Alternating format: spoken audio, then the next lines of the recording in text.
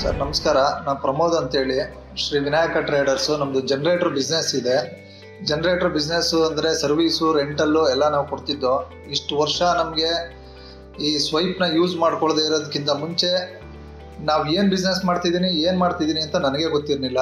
ಒಂದು salary ಕೊಡೋದಾಗಲಿ, customer payments ಆಗಲಿ, inputs ಆಗಲಿ, ಯಾವುದೂ ನನಗೇನೂ ಗೊತ್ತಿತ್ತಿಲ್ಲ. ತುಂಬ ಬ್ಲೈಂಡಾಗಿ ಮಾಡ್ತಾಯಿದ್ದೆ. ಏನೋ ಒಂದು ಕೈಯಲ್ಲಿ ಬಿಲ್ ಬರ್ಕೊಡೋದು, ಅವ್ರು ಯಾವಾಗ ಪೇಮೆಂಟ್ ಕೊಡ್ತಾರೋ ಇಸ್ಕೊಳ್ಳೋದು, ಕೆಲವೊಂದು ಮರ್ತೋಗ್ತಿತ್ತು. ಈ ಥರ ಎಲ್ಲ ತುಂಬ ಇತ್ತು.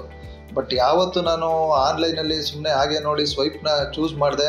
ಫಸ್ಟು ಒಂದು 3 days 4 days ಅವ್ರು ನಮಗೆ ಫ್ರೀ ಕೊಟ್ಟರು, ಯೂಸ್ ಮಾಡಿ ಸರ್ ಅಂತ. ಅದಾದಮೇಲೆ ಮತ್ತೆ ನಮ್ಮದು ಸಬ್ಸ್ಕ್ರೈಬ್ ಮಾಡ್ಕೊಂಡ್ಮೇಲೆ ನನಗೆ ಸರ್ ನಿಜವಾಗ್ಲೂ ಈ ಲೆವೆಲ್ಗೆ ನಾನು ಬಿಸ್ನೆಸ್ ಮಾಡ್ತೀನಿ, ಈ ಲೆವೆಲ್ಗೆ ಬೆಳಿತೀನಿ ಅಂತ ನನಗೆ ಗೊತ್ತಿರಲಿಲ್ಲ.